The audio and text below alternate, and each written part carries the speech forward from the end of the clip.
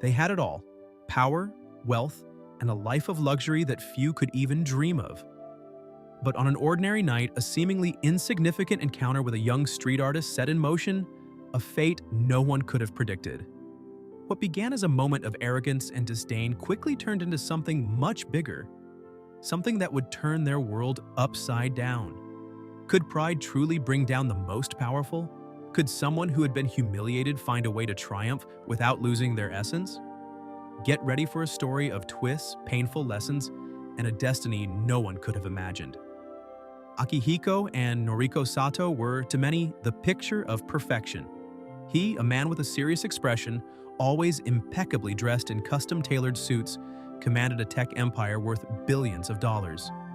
She, a woman whose beauty stopped conversations at Tokyo's most exclusive events, was a renowned fashion designer, known for turning pieces of fabric into true works of art. Together, they didn't just live the dream, they dictated the rules of that dream. From their spectacular glass penthouse in the heart of the city, with a breathtaking view of the Tokyo Tower, the couple lived surrounded by luxury, power, and an atmosphere that made them feel untouchable. The Satos' life was so extravagant it seemed like something out of a movie. Lavish parties were held almost every week in their penthouse, where only the wealthiest and most influential were invited. Politicians, business tycoons, celebrities, they all lined up to stay in the couple's good graces. Their home was an art gallery in itself, with paintings by renowned artists adorning the walls and exclusive sculptures filling the corners. For them, money wasn't just a tool. It was the language they used to speak of their superiority. But there was something deeper behind all that opulence, an almost visceral disdain for anyone who didn't meet their standards. Despite their flawless public life, there was something icy in Noriko's gaze.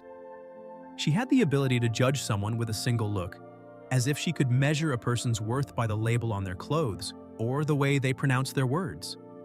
As for Akihiko, always serious and controlled, he believed success was reserved only for those born with the right attributes: money, intelligence, and of course, a respectable last name.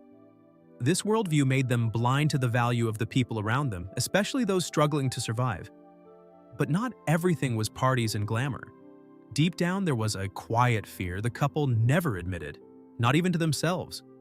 A fear of losing everything they had. They knew, even if they never said it out loud, that their wealth and power didn't come solely from their own merit.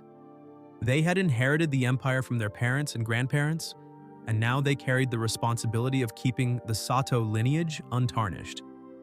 Perhaps that was why Akihiko and Noriko clung so fiercely to their status, treating anyone outside their circle as invisible. As they walked through the streets of Tokyo, shielded by the tinted windows of their limousine, Akihiko and Noriko looked at the crowds with disdain. To them, the city was like a theater, and they were in the VIP seats, while the rest of the population was just part of the scenery. Street vendors, buskers, hurried office workers, none of it mattered.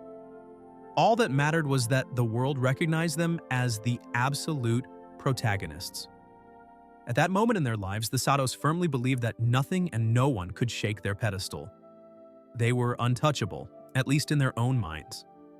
They believed they were born to lead, to shine, to be admired, while everyone else existed to serve them or, at most, to applaud them from afar.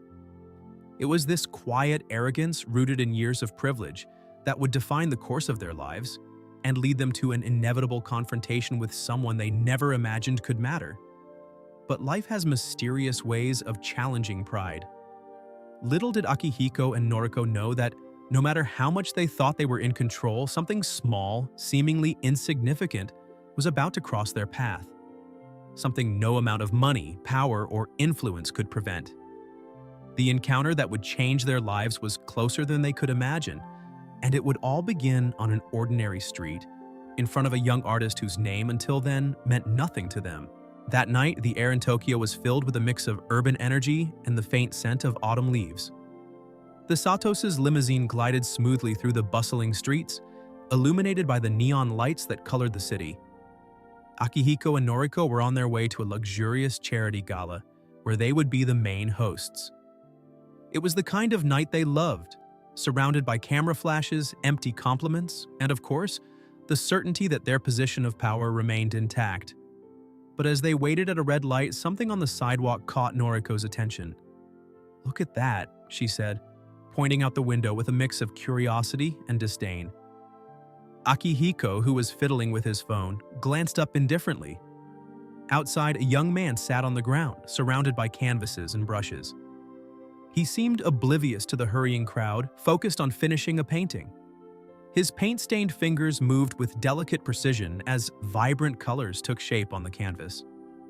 The artist was Ryota, a young dreamer who dedicated everything he had, the little he had, to his art.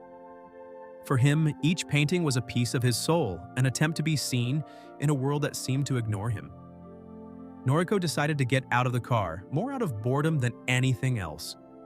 Her elegant presence immediately attracted stares, and Ryota, noticing her approach, offered a genuine smile. "Good evening," he said politely, quickly getting up to greet her. Noriko examined the paintings, glancing at each one as if she were assessing something at a flea market.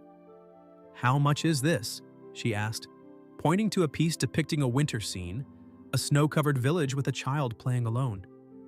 Her voice was sharp, almost theatrical, and showed no real interest. Ryota hesitated for a moment but answered confidently, "This one is 10,000 yen. It's a piece I spent 2 months on." The price wasn't high considering the quality and time invested, but to Noriko it was almost an offense. She laughed, a cold sound that cut through the air. 10,000 yen for this? You really think someone would pay that for something so, ordinary?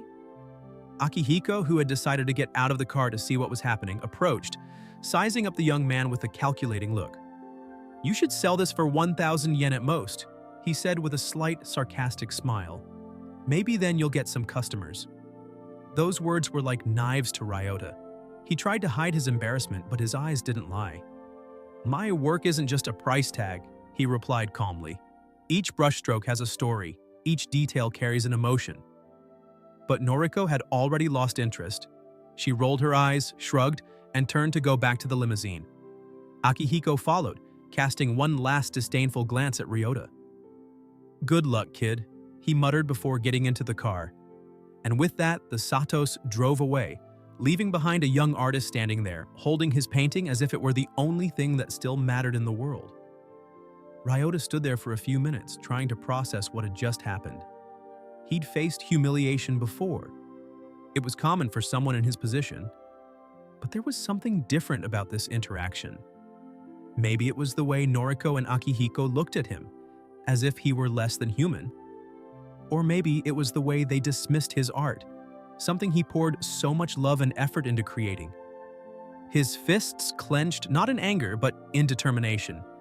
He promised himself at that moment that he wouldn't be forgotten, that one day people would look at his paintings with respect.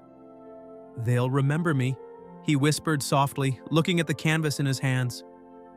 As the Satos' limousine disappeared into the distance, Ryota returned to his small space on the sidewalk. He finished his painting that same night, but something inside him had changed. The humiliation he felt wasn't just a blow to his ego, it was the push he needed to turn his pain into purpose. The encounter with Noriko and Akihiko, though painful, wouldn't be the end of his story. In fact, he little knew that this moment would be the beginning of something much bigger. Something that the Satos themselves could never have foreseen. That night, Ryota went back to his small, humble home, a cramped room in an old building on the outskirts of Tokyo. The walls, marked by time, were decorated with his paintings, dreams captured on canvases, waiting for a place in the world. He placed the painting he'd finished earlier on a makeshift table and stared at it for minutes that felt like hours. Noriko and Akihiko's words echoed in his mind like a broken record.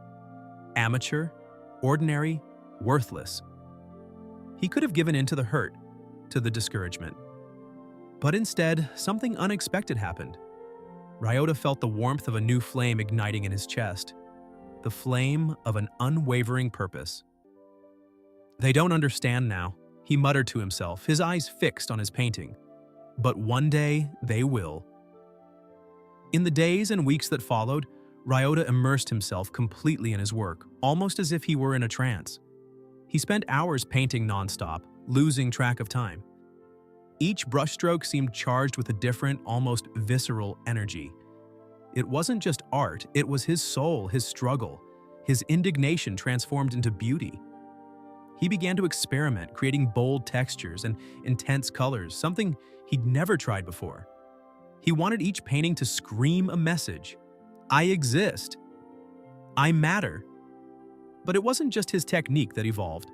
Ryota also started studying. He spent nights devouring books about established artists, learning about their lives, their struggles, and how they overcame obstacles. He discovered that many of the biggest names in art history had been ignored or despised at the start.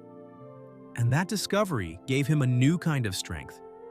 If they could do it, why couldn't he? The world is too big to be defined by the opinion of two arrogant people, he thought. And with that, Ryota did something he'd never done before. He started looking for opportunities outside the streets. With the little savings he had, Ryota managed to put together a portfolio. He photographed his best works, creating a simple but passionate catalog. He emailed small art galleries, participated in community events, and started posting his creations on social media. At first, it was tough. Many ignored him. Others rejected him without even looking at his work. But Ryota didn't give up. He knew that all it took was one person to believe in him, just one opportunity for him to prove his worth. And then, as if by a stroke of luck, the answer he'd been hoping for finally arrived. It was from a small, independent gallery in the Shimokitazawa neighborhood, known for giving space to emerging artists. The message was short but powerful. Your work is intriguing. We'd like to feature it in our next event. When Ryota read those words, he felt a mix of joy and relief. He knew this wasn't the end of the journey, but the beginning of something bigger. For weeks, he worked tirelessly to prepare his best paintings for the exhibition. And when the day finally arrived, he was surprised. The gallery was packed. Regular people, local artists, and even art critics were there admiring his work. For the first time, Ryota felt truly seen. One of the paintings that attracted the most attention that night was a piece he'd done right after his encounter with the Satos. It was an emotionally charged scene, a street artist being ignored by a crowd of blurred faces, while a shadowy figure in a limousine watched from afar. The piece was called Invisible. When a critic praised it aloud, a buzz spread through the room. Who is this artist? People started asking. And soon, Ryota became the name on everyone's lips. But this was only the beginning. The exhibition opened doors he'd never imagined. Invitations to other galleries started pouring in, and his work began to be shared on social media, attracting admirers from Japan and eventually from overseas. In the months that followed, Ryota began to gain fame in the art world. His story, the young street artist who turned rejection into success, was irresistible to the public. He was invited to interviews, and his work started selling for prices he never thought possible. But despite all the success, Ryota never forgot the night Noriko and Akihiko humiliated him. He didn't feel anger, but rather a desire to show them, and the world, that no one should be measured by money or status. At that moment, he realized that the power of his art wasn't just in his hands, but in his story, and that his journey was only just beginning.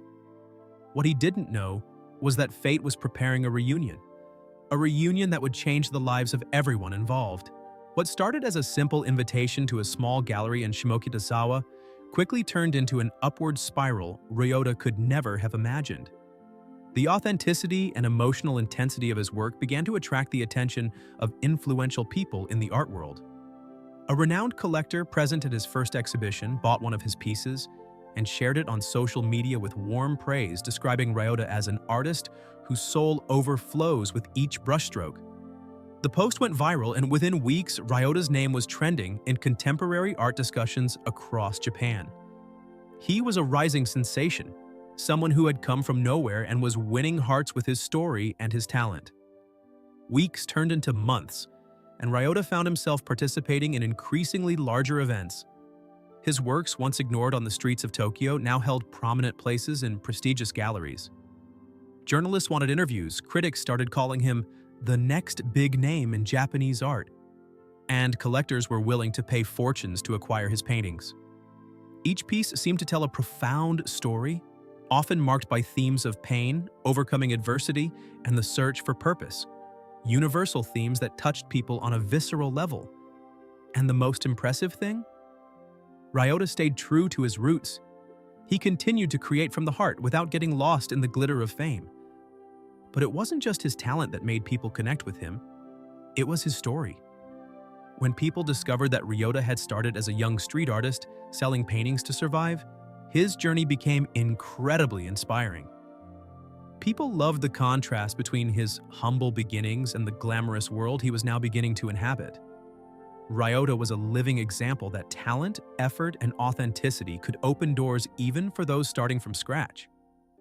This narrative attracted a global audience, and his social media exploded with followers from all corners of the world, eager to follow his journey and be inspired by his achievements.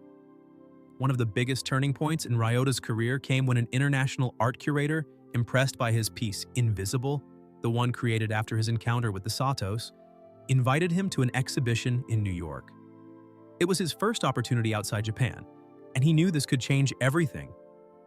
Nervous but determined, Ryota worked tirelessly to create a collection that represented not only his evolution as an artist, but also as a person. When the exhibition took place, it was a resounding success. American critics were struck by his ability to capture such human and universal emotions. One of his paintings, titled The Unseen, sold for over $1 million, a milestone that solidified his status as an up-and-coming star. After that, Ryota's career entered a frenzied pace. He began receiving invitations to exhibitions in London, Paris, Milan, and other global art capitals. His work started being purchased by famous museums and collectors, and the prices associated with them soared to levels he never imagined he could reach. Despite his success, Ryota continued to create with the same passion and intensity he had when painting on the streets of Tokyo. He still used simple paints and refused to outsource any part of his creative process. For him, each painting was still personal, a piece of his story he wanted to share with the world. Over time, Ryota not only earned respect in the art world but also began using his influence to help other emerging artists. He funded programs for young creatives in Japan, providing them with the resources and opportunities he never had at the start. This only enhanced his reputation as not just a talented artist, but also a person with a big heart. Critics began to describe him as the most authentic soul in contemporary art. But deep down, Ryota was still the same young man who started on the streets, painting because he believed his art had something to say.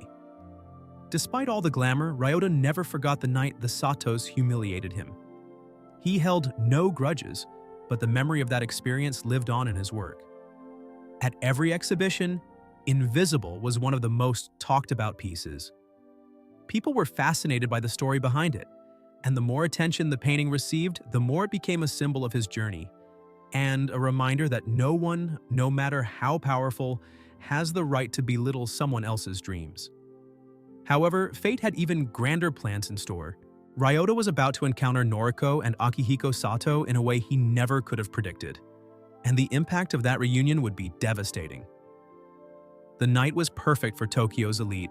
The most anticipated event of the year, the grand opening of an international exhibition at the National Museum of Modern Art, brought together business people, artists, renowned critics, and influential collectors. Noriko and Akihiko Sato, despite the recent troubles in their business, reflecting the loss of investments and the decline of their company's influence, could not miss this opportunity to make an appearance. For them, being at this event was not just a luxury, but a way to reaffirm that they were still part of the social elite. The invitation they received did not mention the name of the main artist in the exhibition, only an intriguing title, The Light in the Shadows. Little did they know that that night would change their lives forever.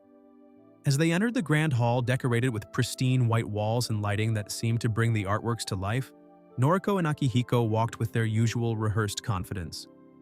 They greeted acquaintances, posed for photos, and made small comments about the pieces they saw. But something in the atmosphere felt different. The conversation in the hall revolved around a single name, Ryota. Eager whispers filled the space as guests talked about the artist's impressive journey. "He's a genius," whispered a woman holding a glass of champagne. "Did you know he started painting on the street? And now he's here at the top of the world." Noriko caught that remark out of the corner of her ear but dismissed it as irrelevant. The name Ryota meant nothing to her, yet. It was only when the couple approached the centerpiece of the exhibition that something changed. The crowd gathered around a massive painting, carefully positioned under a golden spotlight. The title, prominently displayed on a plaque beside it, immediately caught Noriko's attention. Shadows of Arrogance. Curious, she and Akihiko moved closer. What they saw made their hearts race. The painting was an incredibly detailed work, depicting a young artist on a busy street, surrounded by paintings and brushes, while an elegant couple looked down on him with disdain from inside a limousine. Every detail was unmistakable. The clothing, the expressions, even the metallic gleam of the car. Noriko felt a chill run down her spine. "This can't be about us," she murmured, as Akihiko, with a pale face, fixed his eyes on the artwork. Before they could fully process what they were seeing, they heard the murmur around them. People were discreetly pointing at them. "Are they the couple from the painting?" someone whispered. "It's quite a coincidence, don't you think?" Another guest in a lower tone commented, "If it's true, what a shame." The pressure in the room felt suffocating. Noriko, trying to regain her composure, turned to Akihiko, but he was motionless, his gaze fixed on the artwork. Then a familiar voice cut through the silence. "Ah, I see you finally found my inspiration." They turned quickly and saw Ryota. He stood there, a slight smile on his lips, dressed simply but exuding a confidence that made the couple seem small before him. Noriko tried to say something, but the words wouldn't come. Akihiko, still trying to maintain his composure, muttered, "Is this some kind of joke?" Ryota looked at them for a moment, his gaze steady but without a trace of arrogance. "It's not a joke," he replied calmly. "It's just a memory of how you made me feel that night, and of how sometimes the shadows of arrogance can swallow even those who consider themselves greater than everyone else." His voice was calm, but each word seemed to carry immense weight. Noriko felt the impact of those words like a blow, as shame and humiliation began to build inside her. The scene seemed to drag on in slow motion. The silence between them was deafening, but the hall around them continued to buzz with life. People laughing, chatting, admiring other paintings, but for Noriko and Akihiko, the world seemed to have stopped. All they could hear were their own hearts beating erratically, and all they could feel was the crushing weight of the choices they had made in the past. Ryota, sensing the tension, stepped forward, but his tone wasn't aggressive. "I'm not here to humiliate you," he said, looking directly into Noriko's eyes. "I'm here because I want you to understand one thing. A person's worth will never be measured by the money they have or the position they hold. Everyone has something to offer, and that night, you didn't see that in me." Without waiting for a response, Ryota walked away, leaving them alone before the painting. Noriko felt her eyes fill with tears, but not of anger, of shame. Akihiko, always so controlled, seemed lost, unable to process what had just happened. As the couple stood there facing shadows of arrogance, the impact of that artwork and Ryota's words became increasingly profound. For them, it was impossible to escape the meaning of that night. There were no more masks, no wealth, no status to protect them from reality. Fate had placed them exactly where they needed to be, facing the reflection of their own mistakes, with nothing but their consciences to confront them. Ryota's exhibition marked the beginning of a downward spiral in the Satos' lives. That same night, pictures of the couple standing before shadows of arrogance began circulating on social media, accompanied by speculation and sharp comments. "Are they the couple from the painting? What irony, huh?" The rumors spread rapidly, and within hours, the story went viral. TV programs and news websites began covering the case, exposing Akihiko and Noriko's elitist and arrogant past. The next day, the Satos' name was everywhere, but not in the way they'd like. They were no longer known as Tokyo's most powerful couple, but as perfect symbols of pride and insensitivity. Their reputation, carefully built over decades, began to crumble. Companies and business partners, always attentive to public image, began to distance themselves. Investors withdrew their support from Akihiko's companies, fearing that the scandal would affect their brands. Noriko in turn saw her fashion empire collapse. Her clients, many of them influenced by Ryota's narrative and the collective outrage, began to boycott her collections. Even models and photographers refused to work with her, claiming they didn't want to be associated with someone with such a shameful history. What made it all worse was the contrast with Ryota, whose career was reaching new heights. While the Satos sank, he continued to shine. Newspapers and magazines hailed him not only as a brilliant artist, but as an inspirational figure. From invisible to invincible, read a headline highlighting his ascent. The story of Ryota and the Satos became a cautionary tale, a stark reminder that true success isn't measured in wealth or power, but in integrity and the impact one has on the world. And as for Ryota, his journey, far from over, had only just begun to truly unfold. People loved the idea of an unlikely hero triumphing over those who had tried to belittle him. The public, now aware of the identity of the couple depicted in Shadows of Arrogance, seemed eager to witness the Satos' downfall, as if it were a kind of poetic justice.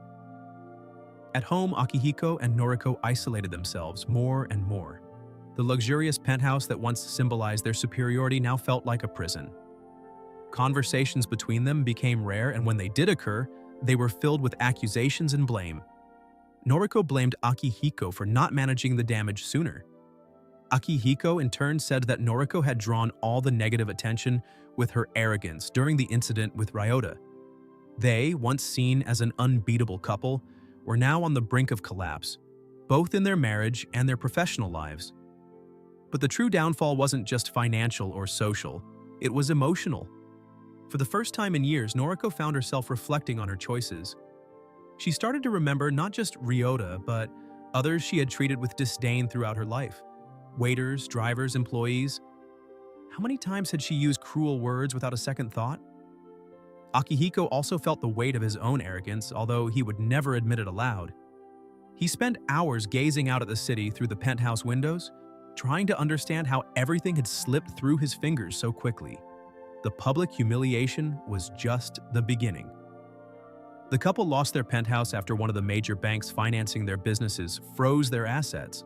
With no resources, they were forced to sell belongings to pay off debts and move to a modest home on the outskirts of Tokyo, a reality unthinkable for them just a few months prior. High society events, lavish dinners, and international trips became distant memories. Loneliness now filled the space where luxury had once thrived. And most painfully, they knew there was no one to blame but themselves. In the end, Akihiko and Noriko became exactly what they had once despised: ordinary people. They no longer had the influence or prestige they once wielded as a shield.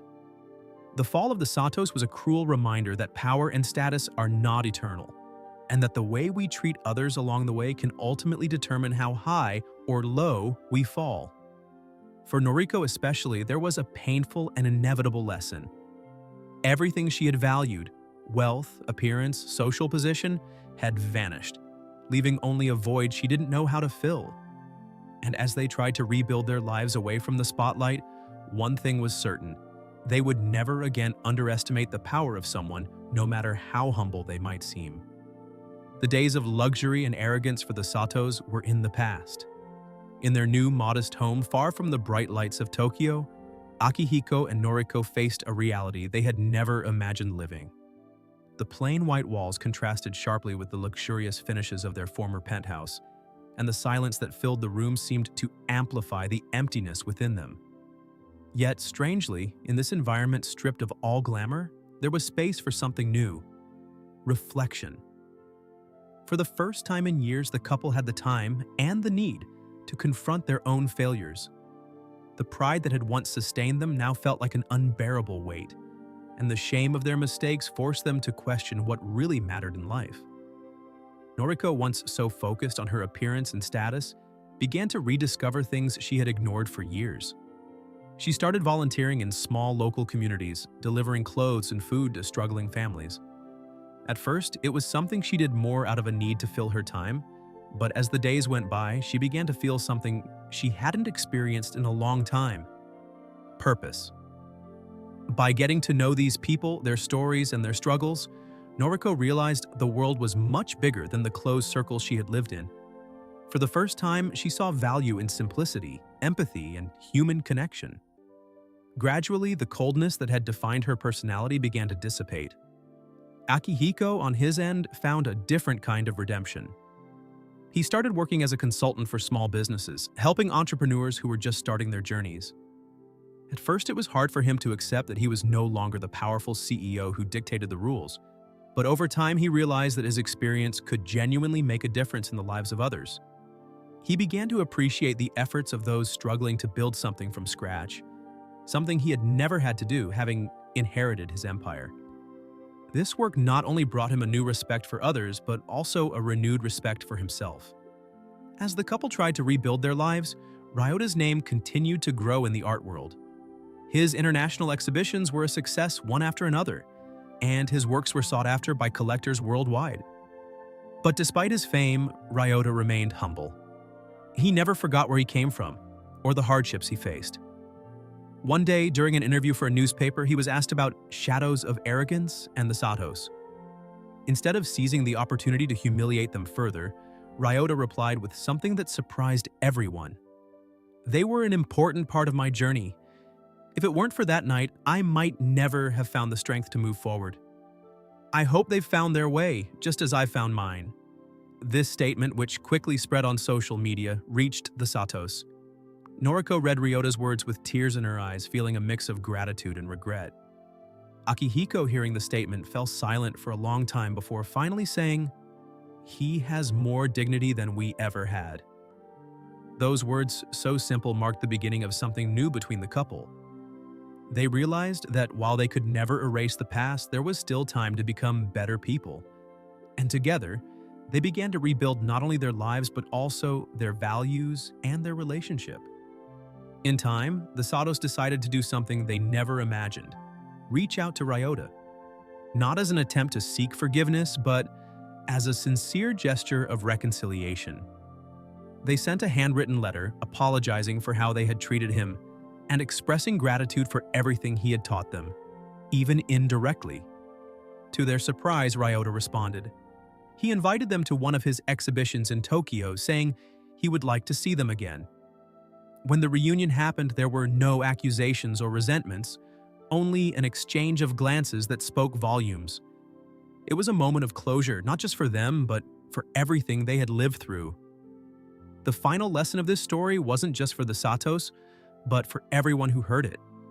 It wasn't just a story about downfall and redemption, but about how small acts of humility and empathy can transform lives.